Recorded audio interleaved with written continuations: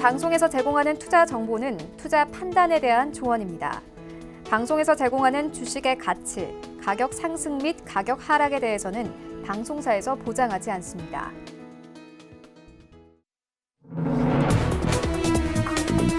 시청자 여러분 안녕하십니까? 추가 증시 와이드 2부로 돌아왔습니다. 최윤입니다. 방금 속보 들어왔습니다. 헝가리 유람선 침몰과 관련해서 한국인 관광객이 33명이 탑승을 하고 있었고 현재 7명이 사망된 것으로 집계가 되고 있습니다. 7명이 구조가 된 상황이고요. 19명은 현재는 실종 상황입니다. 관련된 소식 들어오는 대로 저희가 바로 연결을 해드리도록 하겠습니다. 또 이어서요. 이것과 관련해서 코스닥 상장사 참 좋은 여행 이 종목이 현재 예상치 결과가 급락세가 보이고 현재 예상이 되고 있는데 이런 시장 상황들 오늘 출발 증시 와이드 2부에서 꼼꼼하게 다뤄보도록 하겠습니다. 네, 먼저 이 시초가 공략주부터 함께 알아보도록 하겠습니다. 네, IBK 투자증권 박근영 차장 전화 연결되어 있습니다. 안녕하십니까? 네, 안녕하세요. 네, 오늘 어떤 종목 보고 계십니까? 네, 오늘은 서울 반도체 말씀을 드리고 싶습니다.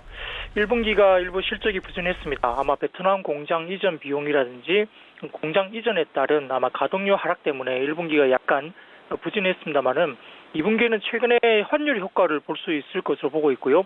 본격적인 실적 턴어라운드가 아마 3분기부터 대규모로 일어날 가능성이 큽니다.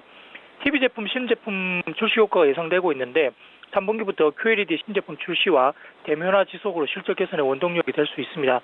또한 조명 비중 감소가 될 수밖에 없기 때문에 QLED 신제품에 대한 이슈가 결국 영업이익률로 올라가는 모습을 볼 수 있을 것 같고요. 하반기에 자동차 전조등 매출액 증가도 기대됩니다. 전장용 LED가 아마 하반기부터 본격적으로 매출이 가세가 되면서 아마 전조등이 30% 이상의 영업이익률을 확보한 것으로 추정이 되고 있습니다. 하반기에 5개 모델 신규 출시가 예상되고 있는 상황입니다. 또한 베트남 공장 이전 비용도 감소할 것으로 보고 있는데요. 말씀드렸듯이 올해 1분기에 베트남 공장 이전을 일부 진행했습니다.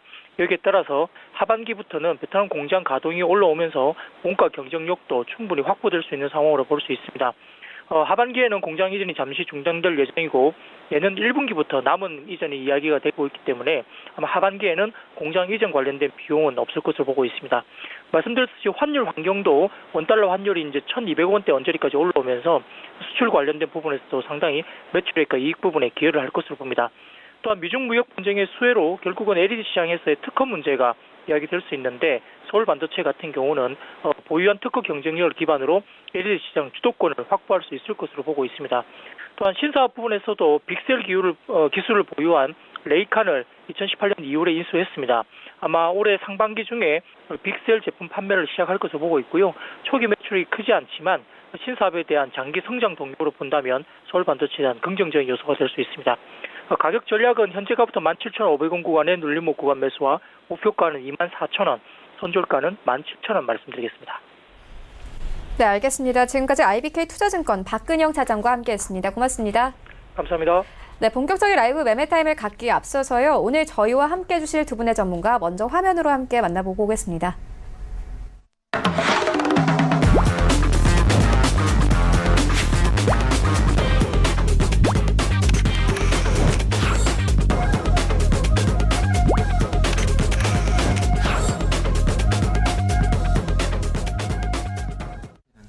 네, 오늘 저희와 함께 해주실 두 분의 전문가 샘플러스 하체계 전문위원 그리고 하나금융투자 윤여민 팀장 나오셨습니다. 안녕하십니까? 안녕하세요.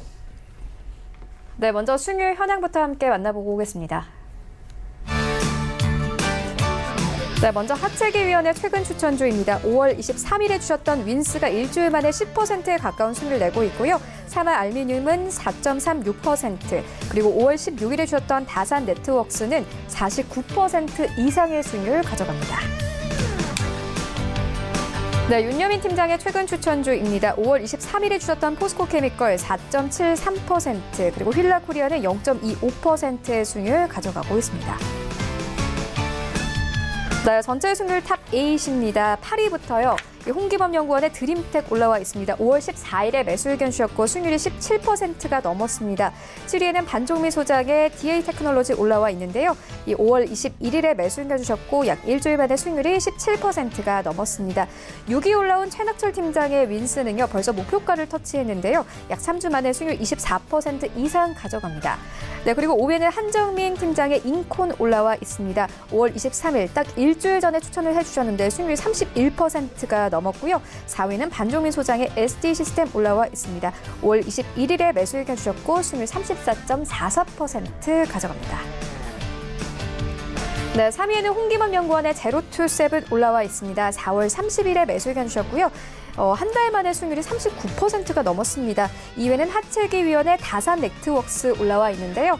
5월 16일에 매수 의견 주셨고 수익률이 49%가 넘었고요. 1위에는 반종미 소장의 솔리드 올라와 있습니다. 4월 30일에 매수 의견 주셨고 한 달 만에 수익률이 59% 이상 달성을 했습니다.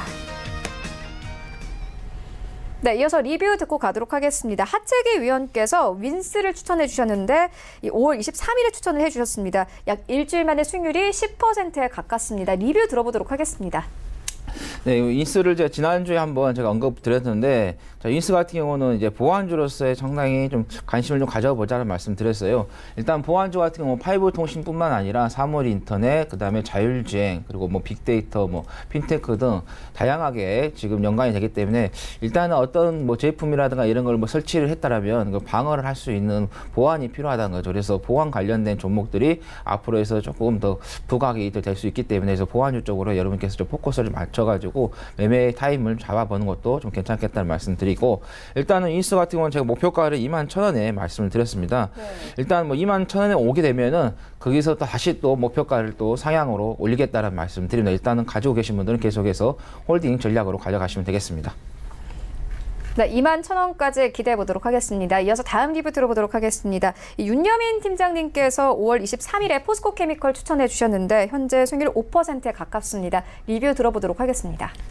예, 이 종목 같은 경우는 이제 사실 이제 5월 21일, 2일 정도부터 이제 사실 이제 기관과 어떤 외국인의 매수세가 좀 꾸준히 들어오고 있습니다. 뭐 최근에 이제 좀 코스피로 이전 상장을 좀 하기도 했는데요. 사실 뭐 아직까지는 코스피 이전에 대한 어떤 그 상승 모멘텀이 지금 나오진 않고 있지만 어느 정도 이제 좀 시간이 지나면 그런 부분에서 좀 효과를 받을 거로 생각이 됩니다. 그리고 이 종목 같은 경우는 뭐 아시겠지만 이제 어떤 전기차 시장에 관련된 이제 종목이기 때문에 아무래도 전기차 관련된 시장 사실 좀 많이 지금 언급이 되고 있습니다만 이제 중국과 어떤 유럽, 이제 EU의 어떤 이런 두 나라가 이제 어떻게 보면 이제 이 전기차 시장을 좀 앞으로 크게 이끌고 나갈 것으로 보입니다. 뭐 2016년까지는 거의 이제 중국이 이 전기차 시장을 거의 어느 부분 독점하긴 했지만 뭐 이제 EU 같은 경우 최근에 이제 발표를 했죠. 뭐 이산화탄소의 어떤 규제부터 시작해서 친환경 규제를 어떻게 발표를 하면서 아무래도 이제 전기차 시장에 좀 적극적으로 뛰어든 모습을 좀 보여주고 있습니다. 뭐 여기다 동사 같은 경우 뭐 재무 구조가 상당히 튼튼하고요. 또 이제 국내 유수 배터리 업체와 어떤 계약을 통해서 아무래도 이제 전기차 관련된 뭐 양극재든지 음극재를 좀 생산할 수 있는 캐파를 좀 갖췄기 때문에 아무래도 이 전기차 시장의 어떤 성장에 따라서 이 동상 같은 경우 크게 좀 수혜를 볼 수 있다고 생각이 듭니다. 뭐 이제 뭐 어느 정도 이제 이 종목 같은 경우는 좀 어느 정도 상승 흐름을 탔기 때문에 제가 이제 드렸던 목표가 65,000원까지는 좀 지켜보시면서 이 목표가를 한번 보시면 좋을 것 같습니다. 네, 알겠습니다. 이어서 오늘장 전략 들어보도록 하겠습니다. 현재 양지수 약보합권 예상되고 있는 상황인데요. 위원님께서 오늘장 전략 어떻게 보고 계세요? 일단 계속해서 좀 환율 상승세가 좀 이어지고 있기 때문에 이 부분에서 좀 시장이 좀 압박을 좀 받을 것 같고, 또 미중 간의 무역 협상에 대한 이야기가 악재만 나오지 호재 발언성이 나오지 않기 때문에 계속해서 좀 하락세가 좀 이어질 것으로 좀 예상이 되겠고요.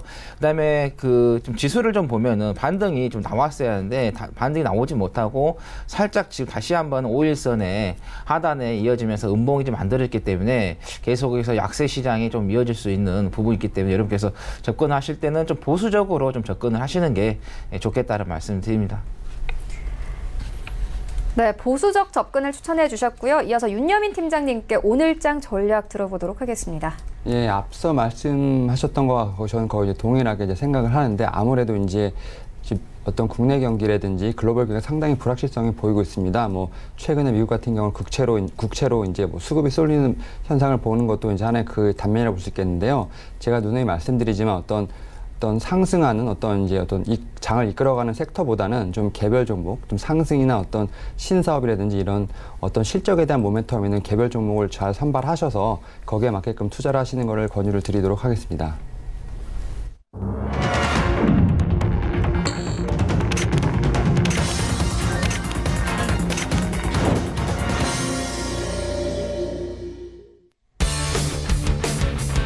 네, 5월 30일 국내 시장 개장됐습니다. 어제 우리 증시 양지수 모두 하락세로 마감이 됐습니다.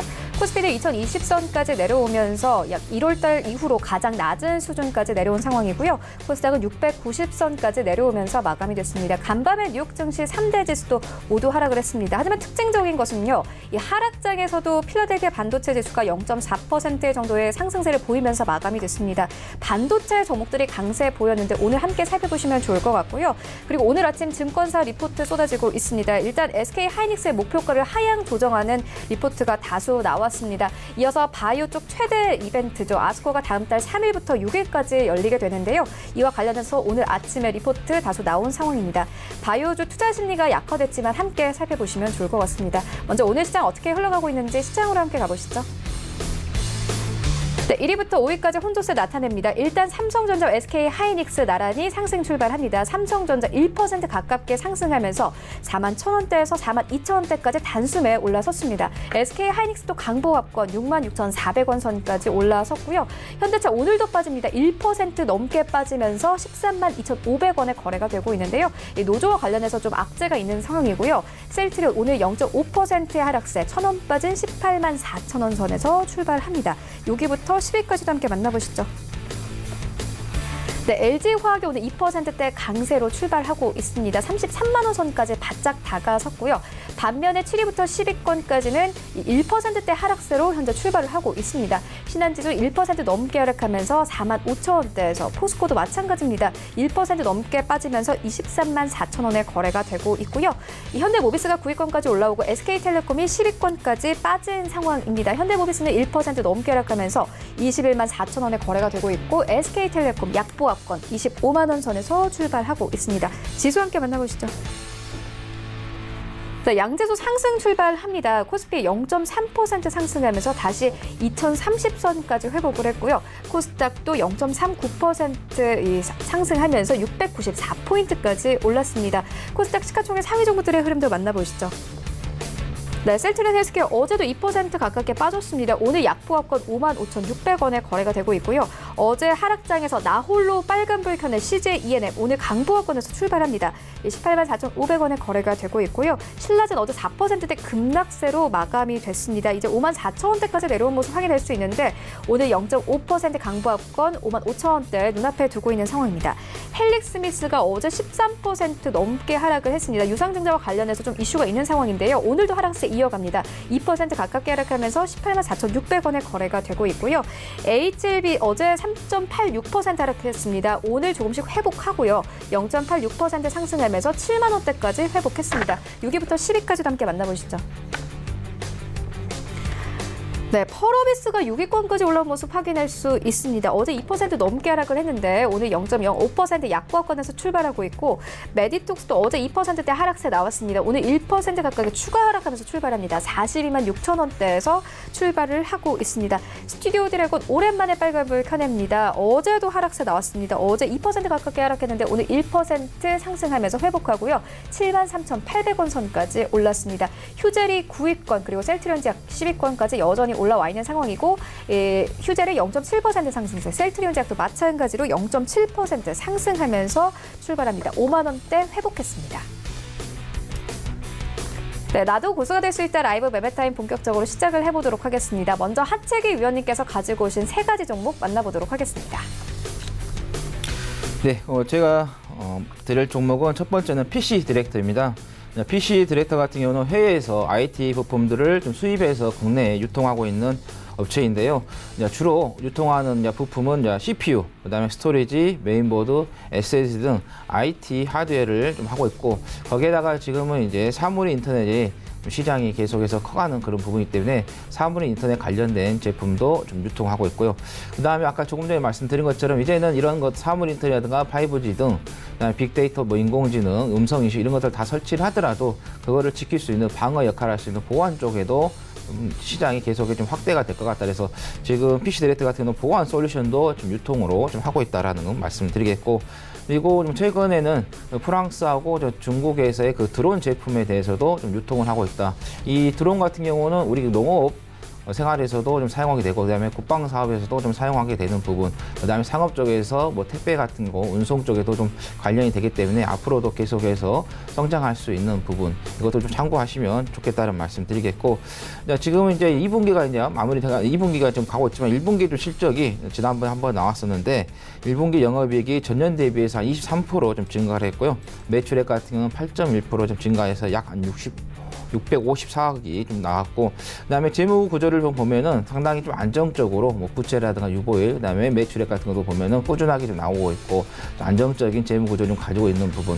그래서 그런지 그 주당 또 배당금을 주는데 이 5천원짜리 그 주식이 100원에 지금 배당금 준다는 건 상당히 좀 많이 줍니다. 그래서 배당금에 대한 메리트도 있다는 말씀 드리겠고, 그리고 좀 주가가 좀 보시면은 그렇게 좀 급등하는 흐름은 나오진 않지만 계속해서 저가 매수세가 좀 들어오는 그런 흐름이기 때문에, 그래서 여러분께서 이런 종목들 좀 거래량이 없다고 해서 너무 답답하게 생각하지 마시고 꾸준하게 좀 지켜보시면 좋겠다는 말씀 드립니다. 자, 그래서 목표가는 6,500원 말씀드리겠고요. 손절가는 4,895원 말씀드리겠습니다. 자, 그 다음에는 기산텔레콤을 말씀드리겠는데요. 기산텔레콤 같은 경우는 유무선 통신용 중계기 제조업체인데, 자, 무선 쪽으로서는 중계 장비를 사업을 하고 있고요. 그 다음에 유선 쪽 같은 경우는 와이파이 쪽을 좀 사업을 좀 하고 있다, 이렇게 보시면 되겠고, 최근에 그 5G 관련된 종목들이 상당히 좀 많이 올라왔습니다. 특히 중계기 쪽 업종에 그 관련된 종목들이 많이 올라왔었는데, 이게 지금 5G 종목들을 보면은 우리나라가 세계 최초로 좀 상용화 시켰기 때문에 이제 초입 단계에 좀 왔다, 진입했다 보시면 되겠고, 이제 글로벌 시장 쪽으로 계속해서 5G 시장이 좀 확대가 될 것입니다. 그러면은 우리나라를 기반으로 해서 일본, 중국, 미국, 인도, 그다음에 유럽의 뭐 독일, 프랑스, 영국 등 각국으로 이게 사업이 계속해서 확장이 되는 부분이기 때문에, 그래서 이제는 한 2년에서 3년 정도의 그 빅 사이클로 좀 여러분께서 좀 보시고 이 5G 통신 관련된 종목들을 좀 보시는 게 좀 좋겠다라는 말씀 드립니다. 그리고 최근에 기산텔레콤이 KT하고 해서 중계기 쪽에서 약 한 67억 정도의 또 계약을 좀 맺었습니다. 그래서 앞으로의 그런 실적이 우리가 그 기대가 아니라 실질적으로 실적이 계속해서 꾸준하게 발생할 수 있는 게 바로 그 5G다. 뭐 제약 바이오처럼 뭐 꿈을 먹고 뭐 기대에 가는 게 아니라 우리가 눈으로 직접 확인할 수 있는 실적이 계속해서 발생할 거니까, 그래서 2분기, 뭐 3분기, 그 다음에 2020년, 2021년 꾸준하게 올라가는 부분이 돼서 5G 관련된 종목들은 중장기적으로도 봐도 좀 괜찮겠다라는 말씀 드리겠고, 그 다음에 이 회사가 그 종속회사를 좀 보유하게 있는데요. 현대 제이콤이라는 종속회사를 좀 보유하고 있는데, 이 회사가 방산물자 및 보안 장비 좀 사업을 좀 하고 있고, 그 다음에 모피언스라는 또 회사도 있는데, 얘가 또 항공 항행 안전 무선 장비 사업을 좀 하고 있습니다. 그러다 보니까 그 방위 산업하고도 연관이 되겠다라는 말씀. 그다음에 뭐 전쟁이라든가 테러 발생했을 때도 이 종목이 좀 부각을 좀 받을 수 있다라는 거고, 아까 조금 전에 제가 말씀드렸던 뭐 무선 통신, 그다음에 유선 네트워크 이 사업을 한다고 말씀드렸는데, 그런 부분에서 드론하고도 또 연관이 될 수 있다라는 거예요. 왜냐 드론도 통신으로 인해서 작동이 되기 때문이겠죠. 그래서 좀 지금 최근에 한 이틀 동안에 27, 28일 좀 급등했다가 어제 오늘 약간의 조정을 좀 주는 부분인데, 이렇게 살짝 눌림목을 줬을 때 우리가 좀 공략을 해보시는 게 좋겠다라는 말씀 드립니다. 그래서 목표가는 일단은 4,200원 좀 말씀드리겠고, 손절가는 3,100원 말씀드리겠습니다. 자, 그 다음에는 SAT 말씀드리겠는데요. 자, SAT도 5G 관련된 종목이다라는 말씀드립니다. 중계기 안에 이제 들어가는 이제 모듈이 있습니다. 그 모듈을 좀 개발하고 제조하는 회사가 되겠다라는 말씀드립니다. 그래서 이 우리가 중계기를 뭐 설치한 게 그 중계기에서 이제 신호를 이제 보내는 그런 시스템도 계속해서 좀 발전하게 돼서 모듈이라든가 암호 양자 이런 쪽으로도 좀 여러분께서 좀 확대를 하셔서 좀 보시는 게 좋겠다라는 말씀드리고, 주요 이제 거래처가 KT, 그 다음에 뭐 SK텔레콤, LG 유플러스 등 안정적으로 좀 통신 사업자들을 다 보유하고 있다라는 거고, 그 다음에 이 전국에 설치된 고정식 중축기의 70% 이상을 이 SAT가 제조를 하고 있다는 거. 그래서 고정식 중축기의 시장 점유율을 70% 하고 있다, 확보하고 있다. 이렇게 여러분께서 보시면 되겠는데, 이거는 이제 한국도로공사라든가 국토부, 그다음에 지자체 등 공공기관에도 납품하고 있다. 그러니까 대형 통신사하고 그다음에 강급하고의 주요 거래처이기 때문에 우리가 어떤 제품을 납품을 하고 나서도 충분히 우리가 자금을 좀 회수할 수 있는 그런 또 메리트가 있다는 것도 이렇게 참고하시면 되겠고, 그다음에 다음 달에 5G 가입자 수가 100만 명이 좀 돌파할 것으로 예상을 하고 있다라는 보도가 나왔기 때문에, 그래서 5G 가입자 숫자도 계속해서 꾸준하게 증가를 하면서 좀 수혜를 좀 볼 수 있다라는 거고, 이것도 또 종목 SAT도 마찬가지로 앞으로 5G 관련된 통신 장비 쪽 사업이 뭐 단기간에 끝나는 게 아니라 전 세계적으로 좀 퍼져가기 때문에 중장기적으로 계속해서 빅 사이클로 좀 접어드는 부분에 있어서 상당히 좀 수혜를 좀 볼 수 있겠다는 거고, 최근에 미중 무역 분쟁으로 인해서 뭐 각각 뭐 화웨이라든가 뭐 드론 회사, CCTV 등 이런 회사들이 좀 제재를 좀 받고 있는데, 그러면서 통신 장비 쪽에서의 거래가 좀 제한이 되는 부분이 있어서 우리나라가 세계 최초로 5G가 상용화시켰기 때문에 아무래도 기술이 가장 우수하겠죠. 그런 부분에서 좀 반사 이익도 좀 볼 수 있기 때문에 그런 것도 참고하시라는 말씀드리겠고, SAT 같은 경우도 주당 100원의 좀 배당금을 주는 좀 매력이 있다는 말씀드립니다. 일단 목표가는 3,000원 말씀드리겠고요. 손절가는 2,200원 제시하겠습니다.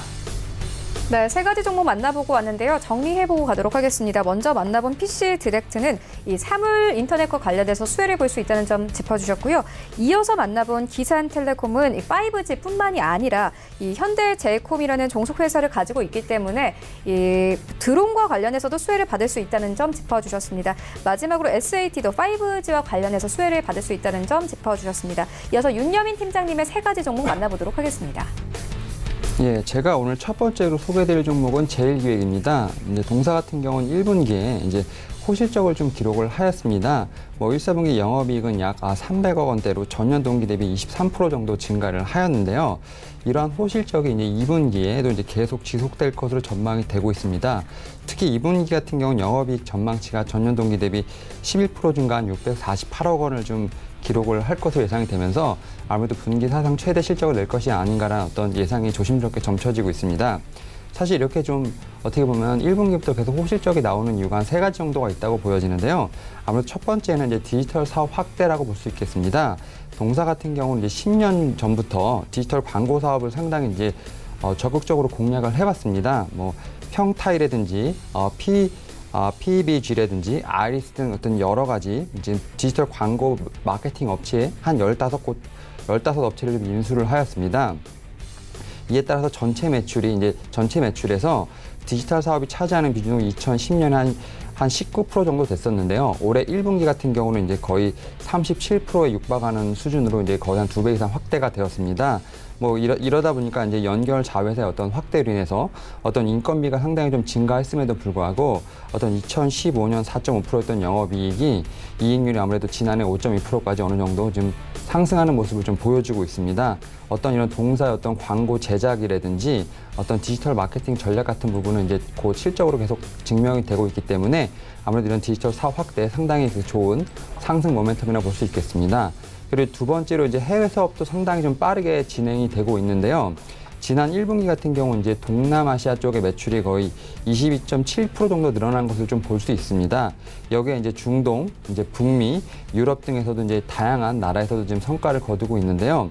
아무래도 이제 파나소닉이라든지 폭스바겐 같은 어떤 신규 대형 광고주들의 어떤 이런 계약 체결도 어떻게 보면 상당히 호재가 되는 부분이 있고요. 이에 따라서 해외 부분의 어떤 실적이 상당히 좋은 모습으로 좀 나타나고 있는 상황입니다. 그리고 마지막으로 이제 인수라든지 합병 같은 M&A 부분에서 상당히 기대감이 높은데요. 2008년에 어떤 영국의 이제 B&B 인수 이후에 사실 이제 작년 아이리스, 뭐 PSL 같은 한 10건 이상의 이제 유의미 어떤 M&A를 좀 진행을 하였습니다. 올해 같은 경우도 지금 유럽 지역에서 센트레이드 인수 효과가 좀 본격적으로 좀 나올 것으로 보고 있는데요. 어떤 새로운 M&A에 대한 기대감이 이제 올해 상당히 있습니다. 이에 따라서 이제 예전에 이제 인수를 했지만 아이리스 같은 경우를 인수한 후에 유럽 매출이 상당히 좀 증가했던 것을 좀 보게 되면 올해 같은 경우도 이런 M&A 후에 좀 퀀텀 점프가 이루어지지 않을까라는 어떤 기대감이 좀 상존하고 있습니다. 그리고 이제 마지막으로 여기에 이제 연말에 좀 배당에 대한 기대감이 좀 있는데요.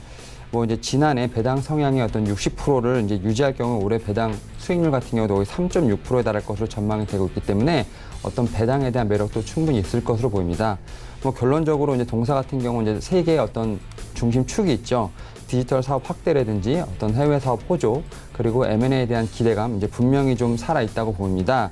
하지만 그래서 이제 이거에 따라 주가도 올해 좀 두 자릿수로 좀 어느 정도 좀 올해부터 좀 오르면서 아무래도 좀 추세적인 상승세를 보여주고 있는데 물론 이제 최근 조금 조정을 받은 부분이 있습니다만 그리고 또 이제 불경기가 좀 이어지다 보니까 광고주들의 어떤 마케팅 비용이 좀 줄어들 것이란 또 부정적인 시각이 있는 것도 좀 사실입니다. 하지만 이제 해외 부분에서 어떤 닷컴 비즈니스와 어떤 디지털 마케팅 강화 등 효과 등이 좀 꾸준히 나오고 있는 점이 있기 때문에 아무래도 상승 모멘텀이 좀 어느 정도 살아있다고 보여지고 있습니다. 이에 따라서 이 종목에 대해 목표가를 31,000원 그리고 손절가를 24,000원으로 제시하면서 한번 눈여겨보도록 하겠습니다. 그리고 제가 이제 두 번째로 가지고 온 종목은 이제 동원 F&B입니다. 동사 같은 경우도 이제 지난 1분기 매출액이 이제 6.2% 증가하면서 7천억 원대, 영업이익은 이제 전년 대비 56% 정도 증가하면서 340억대를 좀 기록을 하면서 어떤 시장의 좀 기대치를 좀 상회하는 모습을 좀 보여줬습니다. 아무래도 이제 참치캔과 이제 유제품, 생수 등 어떤 주요 품목의 어떤 성장이 지속이 되고 있고요. 그다음에 참치캔의 주 원료인 선망참치 투입 어가 하락에 따른 실적 개선세가 상당히 좀 부각이 되었습니다.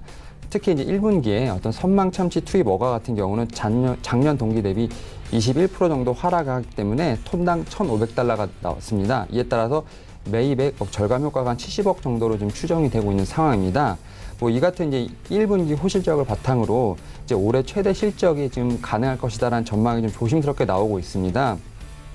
아무래도 이에 따라서 이제 매출액 같은 경우는 거의 한 3조 정도 되고요. 그다음에 영업이익 같은 경우는 19% 정도 늘어난 1,000억 원대 지금 예상이 되고 있습니다.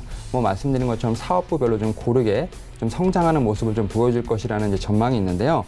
뭐 첫 번째로 이제 참치캔이라든지 이런 매출이 증가세가 계속 이제 유지가 되면서 아무래도 좀 이런 영업이익에 따른 이제 영업이익도 같이 증가할 것으로 보입니다.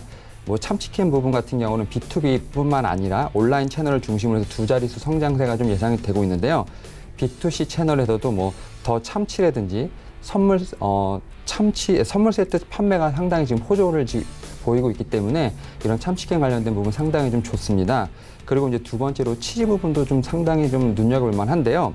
2분기부터 유통업체들의 PB 라인 축소가 이제 이런 축소로 인해서 기저효과가 좀 나타나고 있고요. 신제품 출시로 인해서 두 자릿수 성장률이 회복될 것으로 이제 전망이 되고 있습니다. 그리고 이제 마지막으로 자회사죠. 홈푸드 이제 사업부 같은 경우는 이제 식재 부분의 매출 증가라든지 급식 부분의 어떤 단가 인상 효과로 인해서 영업이익이 전년 대비 비해서 상당히 좀 개선된 부분도 눈여겨볼 만하다고 볼 수 있습니다. 물론 이제 리스크가 없는 것은 아닙니다. 뭐 지난해 하반기부터 올해 초까지 참치어가의 최저점 이제 수준으로 좀 하락을 하였습니다. 그러나 이제 최근 좀 반등을 좀 시작을 하였는데요. 그러나 이제 원가 상승에 대한 우려가 이제 이미 주가에 좀 반영되었다는 시각이 분명히 존재를 합니다. 하지만 이제 사실 저는 이게 좀 약간 과도하다고 좀 생각이 드는데요. 분명히 이제 참치어가 같은 경우는 이제 하반기에 전년 대비 좀 증가하더라도 기상이변이 없는 한 아무래도 증가세가 좀 제한적일 것이라는 좀 판단이 있기 때문입니다. 뭐 결론적으로 이제 뭐 주요 제품이죠. 죽이라든지 김, 캔 같은 어떤 주요 제품에서 이제 상당히 시장 점유율이 상당히 높게 나타나고 있고요. 또 제품들의 외형 확대라든지 어떤 고정비 부담을 좀 완화하는 흐름이 상당히 지속되고 있습니다. 여기에 이제 가격이라든지 발효 부분에서 어떤 성장이 이뤄지고 있고요. 어떤 좀 마진 개선율을 좀 굉장히 좀 보여주고 있는 상황입니다. 또한 최근 이제 어가의 하락 흐름에 의해서 어떤 매입 재고라든지 최근 계약분이 이제 고려를 한다면 어가 하락 관련돼서는 어떻게 보면 추가 원가 개선 효과라든지 하반기에 이제 부담 완화가 좀 이어질 가능성이 상당히 좀 크다고 봅니다. 이에 따라서 아무래도 2, 4분기부터는 어떤 뭐 조미소스라든지 캐파 부분이 좀 반영이 되면서 기존에 혹은 뭐 신규 고객에 대한 계약 확대를 통해서 빠른 성장을 이뤄질 것으로 보이고 있습니다.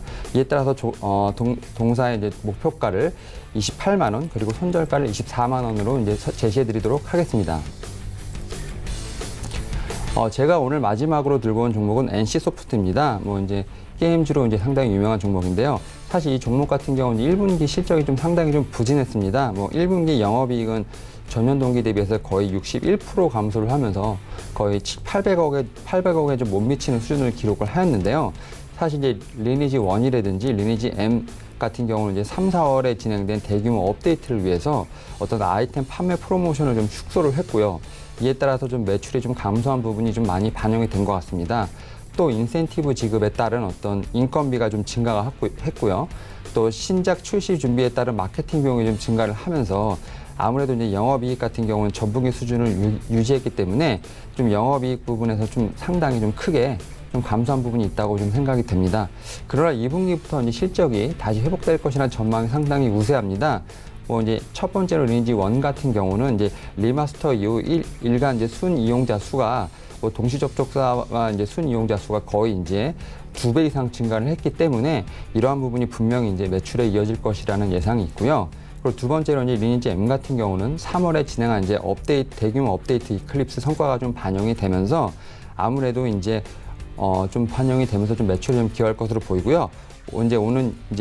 어제였죠. 일본 지역의 이제 출시 성과가 좀 어느 정도 반영이 될 것으로 보입니다. 또 하반기에는 리니지 2M이라든지 블레이드 앤 소울 S의 이제 두 종의 어떤 새로운 게임이 출시 예정이기 때문에 아무래도 이제 2분기부터 아무래도 실적 턴어라운드가 좀 예상이 되고 있습니다. 뭐 장기적 관점에서 모아도 이제 아이온 2라든지 블레이드 앤 소울 2 같은 이제 리니지 2M 이후에 좀 어떤 블록버스터급 이제 라인업이 개발이 좀 계속 순조롭게 진행이 되고 있는데요. 여기에 어떤 PC라든지 콘솔 작품인 프로젝트 TL 등 어떤 모바일 게임에서도 보여줄 수 있는 부분이 분명히 많이 존재합니다. 이에 따라서 아무래도 계속 상승 모멘텀이 살아 있는데요. 이제 사실 이제 동사 같은 경우 투자할 때 이제 투자자분들이 좀 애로사항이 뭐냐면 결국 이제 출시에 대한 부분이 있습니다. 뭐 출시를 하기로 하였으나 이제 좀 연기되고 이제 좀 이런 부분들이 있으면서 좀 어떤 주가가 좀 출렁이는 부분이 분명히 존재합니다. 뭐 예를 들어 신작 리니지 2M 같은 경우는 출시 이전이 처음에는 이제 올해 이제 상반기였습니다만 뭐 3분기, 하반기 이렇게 계속 조정이 되는 부분이 분명히 있습니다. 이에 따라서 주가가 어느 정도 좀 어떤 조정을 받는 부분이 분명히 있는데요. 하지만 지난 20년간 어떤 국내 스튜디오 출시 게임 흥행 성공률이 거의 이제 100%라는 걸 보여주고 있기 때문에 어떤 신작이 출시할 때마다 아무래도 좀 영업이익이 좀 상승을 하는 부분이 있고 주가가 분명히 상승하는 부분이 분명히 존재합니다. 뭐 리니지 2M이라든지 아이온 2 같은 어떤 대거 게임들이 순차적으로 이제 상용화를 준비하고 있다는 점, 그리고 이제 향후 출시 이후에 어떤 해외 시장에 대한 성공 부분이 분명히 이제 존재한다는 점이 분명히 기대감을 존재하게 합니다. 뭐 이에 따라서 향후 3년간은 거의 매 분기마다 어떤 신작 출시가 분명히 예상되고 있기 때문에 어떤 신시장 진출에 따른 어떤 실적 턴어라운드 분명히 이제 기대가 되고 있는 상황입니다. 그리고 이제 6월에 이제 LA에서 E3 게임 쇼라든지 어떤 마이크로소프트 클라우드 게임 플랫폼 공개에 이어 올 하반기 같은 경우는 애플이라든지 마이크로소프트, 구글 등 어떤 클라우드 게임 서비스를 시작을 합니다. 그리고 내년에는 아마존도 이 경쟁에 좀 참여할 것으로 보이는데요. 이렇게 좀 게임 시장의 어떤 판도가 좀 변화되면서 어떤 글로벌적으로 어떤 경쟁력을 보유한 게임 어떤 콘텐츠를 보유하고 있는 어떤 개발사에 대한 밸류에이션도 상당히 좀 높아질 것으로 생각이 됩니다. 결국 이제 동사에 대한 수혜가 분명히 있을 것으로 이제 판단이 되고 있습니다. 뭐 결론적으로 이제 뭐 1분기 상당히 좀 실적은 좀 저조했습니다만 하반기 이제 블레이드 앤 소울 S라든지 리니지 2M을 좀 출시에 좀 예정이 되어 있고요. 또 신작에 대한 기대감은 아무래도 이제 본격적으로 이제 지금부터 보여질 것으로 이제 생각이 됩니다. 이에 따라서 아무래도 지금 또 이제 게임 시장 말씀드린 것처럼 글로벌적으로 게임 시장에 대한 판도도 분명히 변화하고 있기 때문에 또 어떻게 보면 장기적으로 봤을 때도 이런 게임에 대한 수혜도 분명히 존재합니다. 이에 따라서 동사는 지금 목표가를 53만 원 그리고 손절가를 44만 원으로 제시하도록 하겠습니다. 네, 지금까지 만나본 종목들 화면으로 함께 정리해보고 오도록 하겠습니다.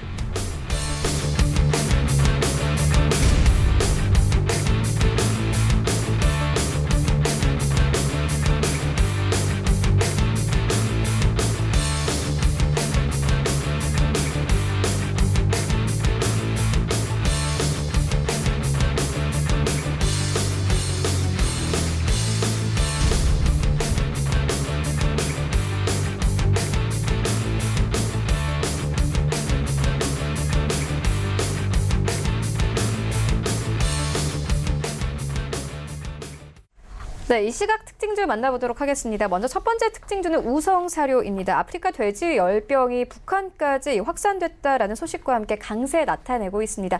이 위원님께서 어떻게 보십니까? 네, 어제 그 정부에서 어떤 회의가 있다라는 이야기는 나왔었어요. 네. 네, 구체적으로 어떤 회의 한가에 대해서는 나오지 않았었는데 장 끝나고 나서 이낙연 국무총리를 좀 기반으로 해서 이 아프리카 돼지 열병에 대한 좀 회의를 했었나 봐요. 그래서 북한 쪽에서의 그 아프리카 돼지 열병이 좀 발생한 것으로 좀 확인된다라는 이야기가 나왔고, 그래서 그랬는지 어제 장 끝나고 나서 시간 외에 그 단일가 거래에서 사료주들이 상당히 좀 급등을 하는 흐름이 나왔었어요. 뭐 우성 사료, 현대 사료, 한일 사료 등 이 사료주들이 상당히 좀 강세를 보였었는데 그 영향이 오늘 아침까지도 계속해서 좀 이어지는 것 같습니다. 그리고 또 더불어민주당의 조정식 정책위원장이 그 과거 얼마 전이었죠. 우리가 그 음식을 먹고 나면은 그 잔반 있는데 그 잔반을 돼지에게 이제 줬는데 거기에서 아프리카 돼지 열병이 발생할 수 있다라는 이야기가 나오면서 전면 금지를 해야 된다라는 이야기를 했었는데 지금 한돈 농가에서도 어느 정도 거기에 대한 뭐 반대하는 것도 있지만은 또 수긍하는 것도 좀 나온 것 같습니다. 그래서 그랬는지 만약에 그 잔반에 먹였을 때 그 양을 만약에 못 먹인다면은 반드시 그것은 사료 쪽으로 영향이 가겠죠. 그래서 사료 쪽에서의 좀 수요가 계속해서 발생하는 부분. 그러다 보니까 뭐 우성 사료라든가 오늘 보면 현대 사료, 한일 사료, 그다음에 또 이지 바이오 등 이런 사료 제품들 생산하는 업체들이 좀 강세를 좀 보이고 있고, 거기에다가 이제 우리가 이제 돼지 고기에 대한 그 아무래도 인식이 조금 안 좋아지니까 이제 닭고기 쪽으로 마니카라든가 할인 쪽도 좀 올라오고 있거든요. 아까 그 방송 들어오기 전에 이야기를 했는데 우리 그 유시민 팀장님이신가요? 할인 닭고기를 많이 먹어야 된다고 했는데 그 말이 딱 맞아 떨어져가지고 그냥 할인 주가가 오늘 지금 올라가고 있습니다. 그래서 이 부분에 있어서는 지금 백신이 확실하게 없다고 합니다. 근데 이제 중국 쪽에서의 뭐 개발 좀 이야기도 나오고 했는데 네. 그리고 또 저기 그 샘플러스의 그 전문 위원을 활동하고 계신 여성재 의원님께서 친형님께서 돼지 농가에 지금 종사를 하고 계신다고 하시더라고요. 네. 그래서 막 처음 나왔을 때 이게 네. 백신이 없다고 그렇게 이야기하셨는데 그래서 이제 아무래도 이제 이게 계속해서 확산이 되면은 우리가 그 인플레이션인가요? 그 과거에 그거 발생했을 때 처음에 없었는데 그 백신이 나오면서 됐듯이 이런 쪽에도 백신, 동물 백신 관련된 업종도 좀 살펴보시는 게 좀 좋겠다라는 말씀드립니다. 네, 알겠습니다. 이어서 다음 종목 만나보도록 하겠습니다. 노바텍입니다. 중국이 히토류 보복카드를 내놓으면서 이 노바텍이 반사 이익 기대감 받으면서 오늘 강세 나타내고 있습니다. 윤여민 팀장님께 들어보도록 하겠습니다.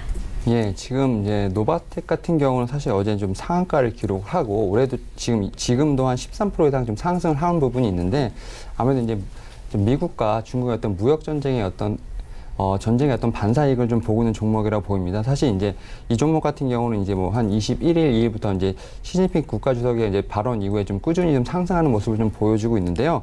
아무래도 이 이제 종목 같은 경우는 히토류 이제 금속계 자석 중에 뭐 네오디움 자석을 이제 이용한 시장이 좀 주력을 하고 있고요. 이러한 부분들이 아무래도 뭐 대기업이죠. 삼성전자, LG전자에 아무래도 좀 납품이 되면서 아무래도 좀 주목을 받고 있는 상황입니다. 하지만 이제 이 종목 같은 경우 이제 최근에 또 이제 어떻게 보면 이제 지배 구조적 어떤 변경을 위해서 여러 종 해소를 위해서 여러 가지 노력을 하고 있고요. 이에 따라서 뭐 인수라든지 유상증자를 하면서 어떤 기업 구조적 이제 주정도 좀 하면서 좀 재정비라는 모습을 보여주고 있습니다.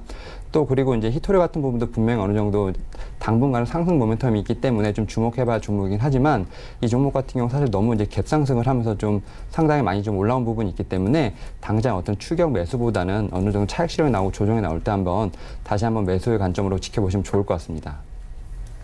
네, 알겠습니다. 이어서 다음 종목 만나보도록 하겠습니다. 이 참 좋은 여행입니다. 헝가리 단체 관광객 이 유람선 사고 소식에 오늘 52주 신저가를 기록을 했습니다. 어제는 시가총액이 1,000억 원대였는데 현재 970억 원대로 내려왔습니다. 위원님께서 어떻게 보십니까?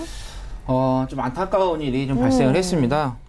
지금 이 헝가리 부다페스트 다뷴유 강에서 좀 유람선이 좀 충돌을 해가지고 침몰하는 그런 사고가 좀 발생했는데 총 탑승 인원은 34명이었답니다. 이 중에서 이제 우리나라 그 참 좋은 여행 그 패키지 투어 하시는 여행분께서는 31명으로 지금 확인이 되고 그다음에 지금 사망은 7명, 그다음에 구조도 7명인데 실종자가 한 19명 정도 좀 되신다고 하는데 더 이상 어떤 그 피해가 없이 빨리 좀 실종되신 분들이 좀 잘 좀 구조가 됐으면 하는 좀 바람이고, 일단은 아무래도 이런 여행사 쪽은 그런 사고 이쪽에서 좀 아무래도 잘 좀 부각이 될 수밖에 없죠. 업종 자체가 이렇게 인명 피해가 발생할 수 있는 그런 사업 구조이다 보니까 그래서 그런 부분에 있어서 아무래도 일시적으로 지금 참 좋은 여행이 오늘 좀 급락이 나오면서 심저가가 좀 나왔는데 이 부분에 있어서는 이제 어떤 사후 문제 관리가 잘 된다고 하면은 아무래도 더 하락은 좀 멈출 것 같은데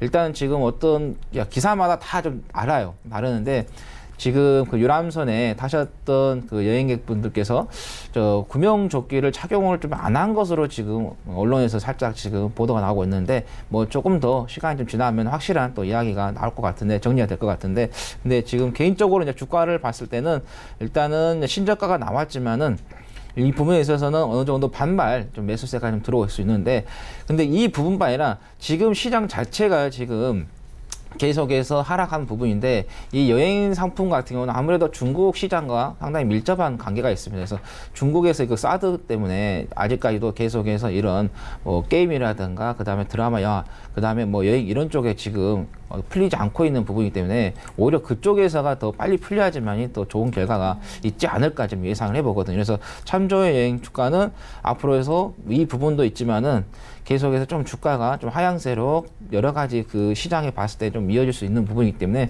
그 부분을 좀 참고하셔서 좀 대응을 하시면 좋겠다라는 말씀드립니다.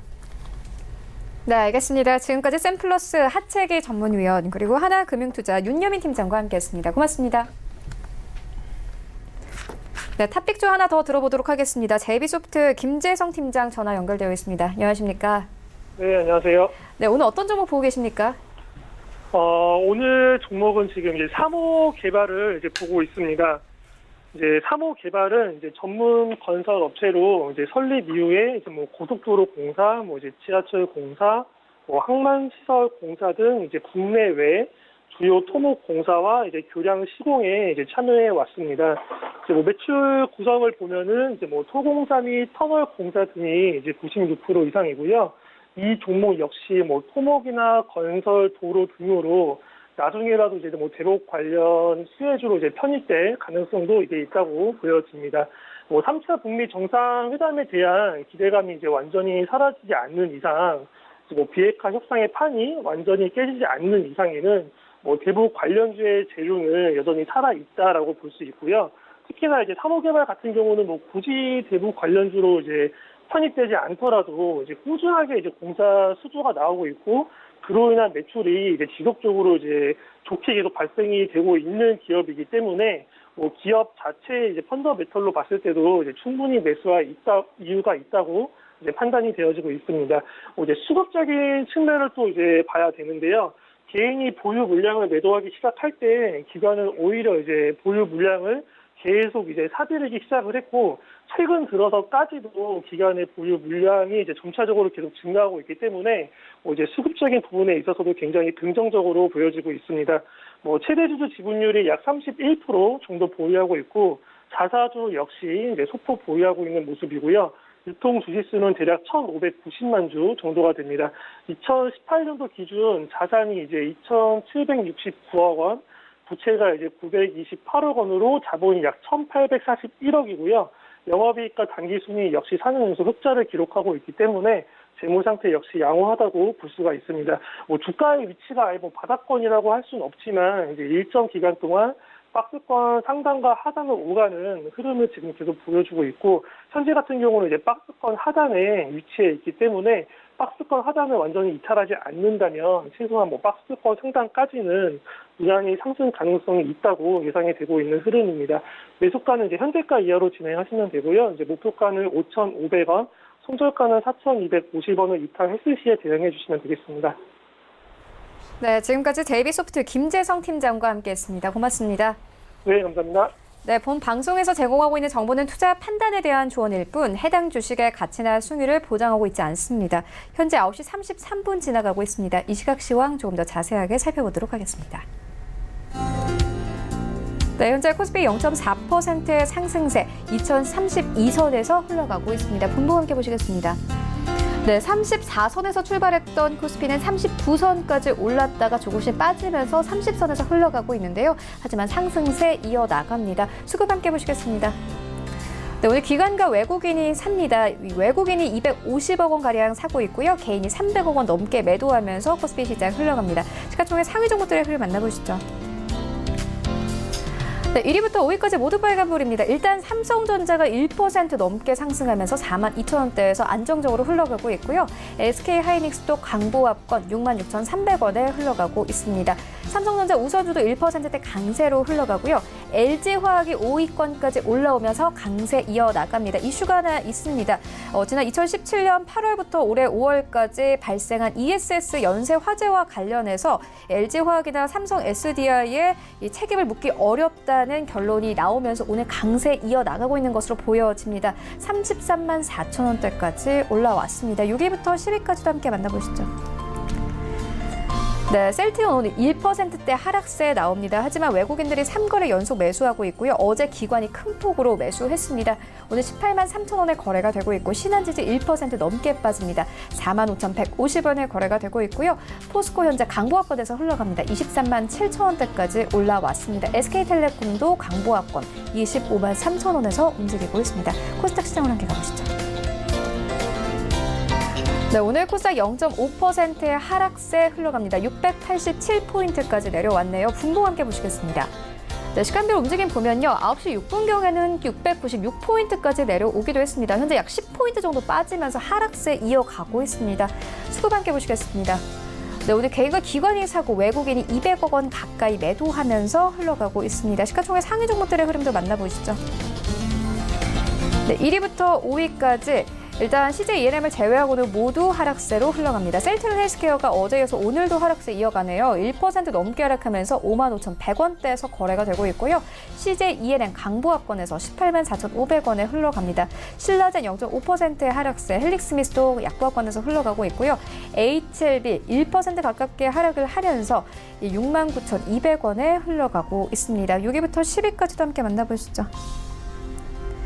네, 6위부터 10위까지 일단 펄어비스가 빠집니다. 0.5% 하락하면서 19만 4천 원대까지 내려왔고요.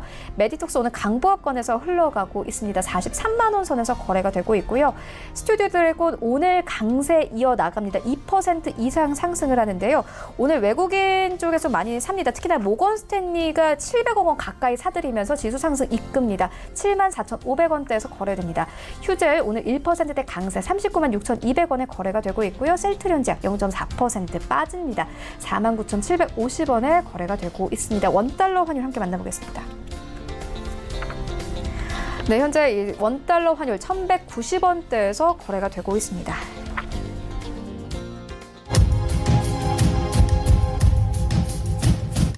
네, 출발 증시와이드 2부와 함께하고 있습니다. 지금 장중에 저가 매수 신호 포착되고 있는데요. 유한타증권 스타PB센터 장기환 이사 전화 연결되어 있습니다. 안녕하십니까? 네, 안녕하십니까? 네, 이사님께서 한 달 전쯤에 추천해주신 가온미디어 어제 9% 이상 뛰면서 이 수익률이 21% 기록했습니다. 리뷰 들어보도록 하겠습니다.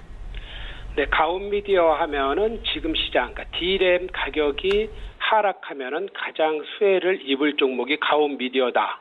이렇게 보시면서 이제 접근하는 종목이기 때문에 지금 현재 삼성전자나 SK하이닉스의 반도체 가격 하락으로 인해서 뭐 우리나라 경기 자체도 안 좋은 이런 양상을 보여지는데 가온미디어는 그 원가 기준이 D램이다 보니까 그 어떤 원가가 하락을 하면서 이익이 더 늘어나는 거가 한 가지 요인이 있겠고요.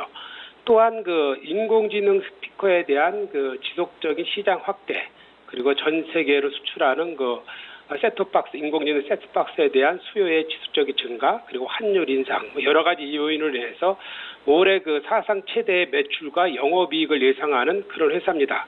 올해 영업이익을 300억 이상 예상을 하고 있는 그런 상태이기 때문에 지금 현재 흐름 자체는 아직도 더 올라갈 그런 여력이 충분하다, 이렇게 볼 수 있는 종목입니다. 지금 현재 그 시장을 보면은 뭐 가는 종목은 꾸준히 가지만 지금 현재 바닥을 확인하지 않는 종목은 이제 하염없이 내려가는 이런 양상을 보여주기 때문에 특별하게 이슈가 되지 않을 만한 그리고 실적이 호전되지 않을 그런 종목에 대해서는 뭐 철저히 외면하는 이런 그 투자 전략이 이제 바람직할 거고요. 이제 가온미디어처럼 실적을 기반으로 하고 올해 최고의 해가 되는 것은 주가 역시 장세가 안 좋다 그래도 그 해당하는 종목에 대해서는 최고의 주가를 누릴 수 있는 그런 흐름이기 때문에 시장이 아무리 어떻다 하더라도 어떤 기본적인 내재 가치를 갖고 있는 이런 투자가 그 어느 때보다 지금 절실하게 필요한 그런 시점이 아닌가 싶고요.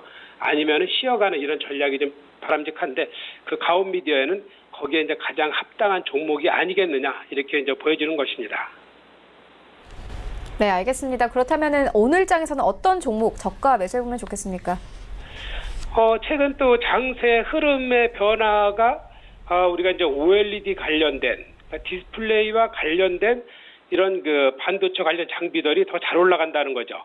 뭐 오늘은 뭐 아프리카 돼지 열병에 관련해서도 이렇게 했지만 최근 들어서 보면은 그래서 이런 그 OLED 관련된 그런 기업을 한번 주목하자 그런 의미에서 오늘은 야스를 보도록 하겠습니다. 야스 하면은 일단은 그 대형 OLED의 그 증착 기술, 증착과 관련된 이런 장비를 공급하고 거기에 관련된 그 부품을 공급하는 회사입니다. 그러다 보니까 전체적으로 뭐 LG 디스플레이뿐만 아니라 삼성, 중국 전체 시장 자체의 흐름이 어떤 대형 OLED 기술의 어떤 필요성 이런 거로 인해서 거의 이 부분에 대해서는 대형 OLED의 그 증착 기술은 아주 독점적인 야스가 기술을 갖고 있다. 이렇게 보시면 좋을 것 같습니다. 그러다 보니까 현재 그 OLED를 제작할 때 뭐 여러 가지 기술이 있겠죠. 뭐 기판의 유기물을 뭐 하는 금속을 얇게 이제 코팅하는 이런 증착 필름, 증착 장비와 이제 증착원에 관련된 여러 가지 이제 부분이 이런 거가 있다면 무조건 야스다. 이렇게 이제 판단하시면 될 것 같습니다. 최근에 같으면은 이제 8세대 OLED 증착 장비가 다시 이제 뭐 10세대 이상 이렇게 넘어가는 그런 상태이기 때문에 그 분야에서도 주목할 필요가 있고요. 그러다 보니까 그 지난 그 1분기죠. 1분기의 야스의 그 실적을 보면은 영업이익이 51억으로 한 347%, 뭐 매출액도 77%, 뭐 영업 당기 순이익도 540% 이렇게 증가되는 양상을 보이고 있습니다. 그런 것이 이 회사 자체가 어떤 그동안에 꾸준하게 연구 개발해서 판매한 이런 부분에 실적이 반영이 서서히 되고 있는 것이다. 이렇게 이제 보고 투자를 하시면 될 것 같고요. 우리가 이제 이번 올해 특히 주목할 하나의 이슈는 2017년도 18년도에 주식이 많이 갔던 종목은 아무리 실적이 좋아도 약간 외면하면서 투자를 하시는 게 바람직한 투자 전략이고요. 왜냐하면 한번 꼽히고 열매 맺은 주식은 3년 정도 기간을 더 기다려야 되기 때문에 그런 것보다는 이렇게 야스나 이런 것처럼 한 번에 큰 시세를 주지 않고 있는 이런 종목들이 앞으로 미래에 시세를 줄 수 있는 그런 가능성이 충분히 있다. 이렇게 이제 판단을 하시면서 이제 보시면 될 것 같습니다. 우리가 이제 최근에 뭐 중국 관련해서 뭐 여러 가지 OLED 관련해서 뭐 화웨이 관련해서 미중 무역 전쟁으로 인해서 많은 그 피해를 보고 우리나라에 어떤 반사적인 피해가 있겠지만 그래도 시장에서는 꾸준하게 어떤 기술을 갖고 이익을 내는 이런 회사들은 주가 역시 수익을 괜찮게 볼 수 있다라는 그런 기본 개념은 변하지 않는다라는 그런 흐름이고요.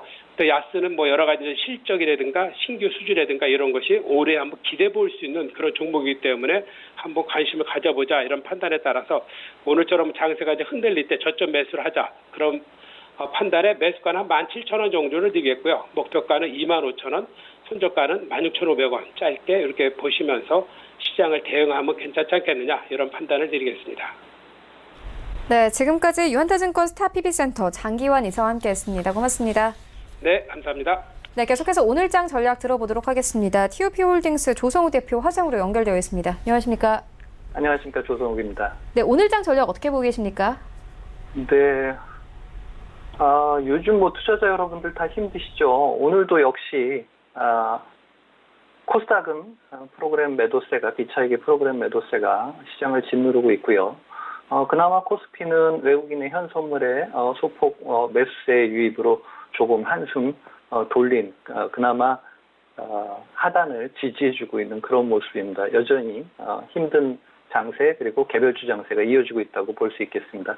오늘 오랜만에 2차전지 소재 관련주들 중심으로 좀 오르고 있고요.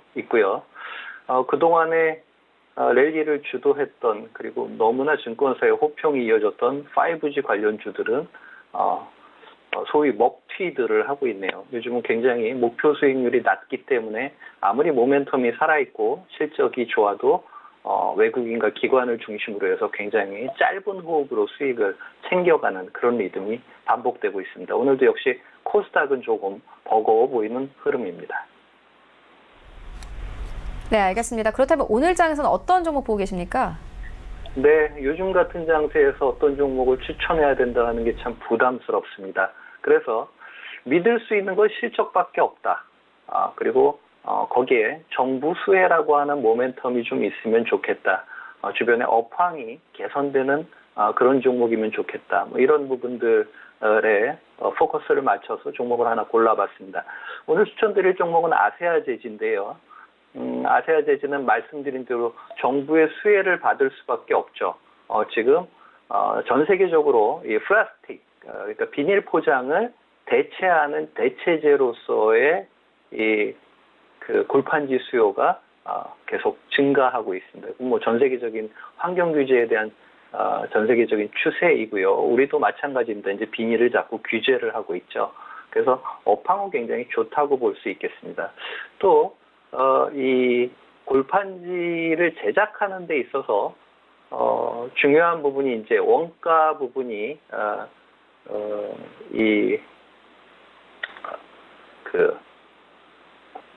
그 파지 혹은 뭐 이런 원지를 만드는 그런 폐지의 유통 가격 이런 것들이 굉장히 중요한데요.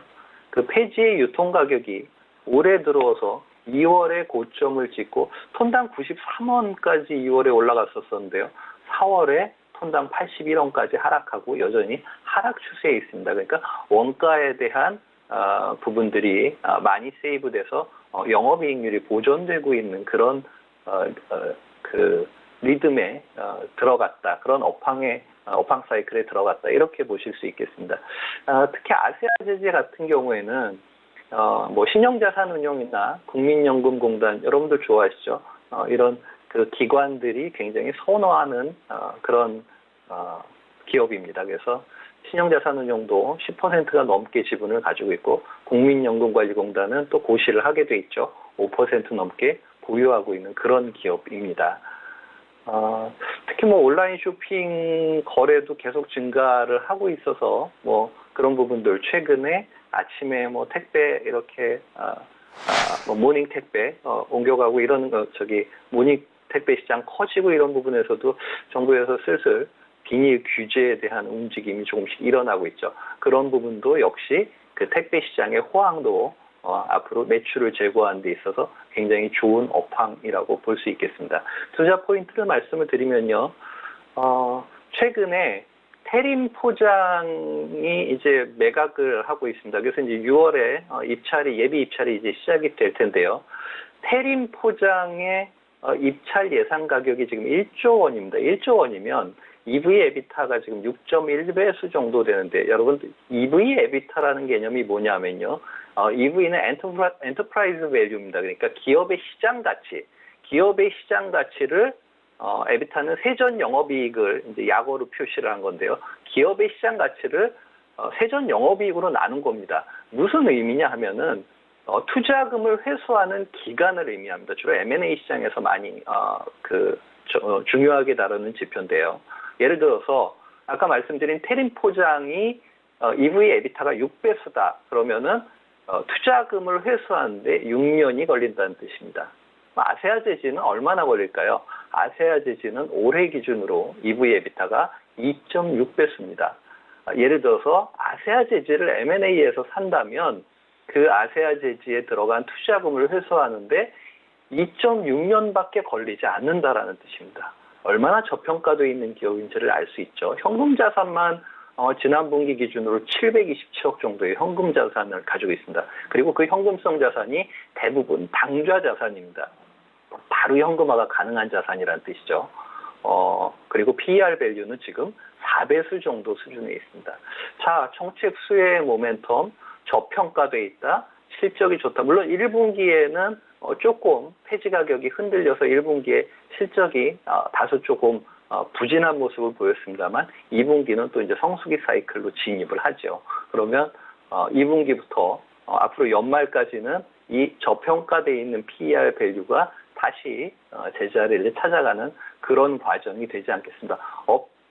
이 업종 내에서도 테림 포장의 이 예비 입찰가와 얼마나 큰 차이가 있는지, 얼마나 저평가되어 있는 상황인지 여러분들 잘 이해하실 수 있을 것 같습니다. 자, 매수가는 뭐 현재가 정도 좋겠죠. 단 이 종목을 매수하는 데는 여러분들 조심하셔야 될 게 있습니다. 유통 주식 수가 많지 않기 때문에 유동성이 풍부하지가 않습니다. 따라 들어가면서 사지 마시고요. 일정 가격 이하로 하락할 때마다 조금씩 모아가는 그런 전략이 좋겠습니다. 현재가 정도 수준 말씀드린 대로 굉장히 저평가되어 있는 상태고요. 목표가는 49,000원 제시해드리겠습니다. 손절가는 3만 원입니다. 네, 지금까지 조성욱 대표와 함께했습니다. 고맙습니다. 네, 감사합니다. 네, 오늘 저희가 준비한 소식은 여기까지입니다. 내일은 더욱더 알찬 정보로 찾아오도록 하겠습니다. 지금까지 시청해주신 여러분 모두 고맙습니다.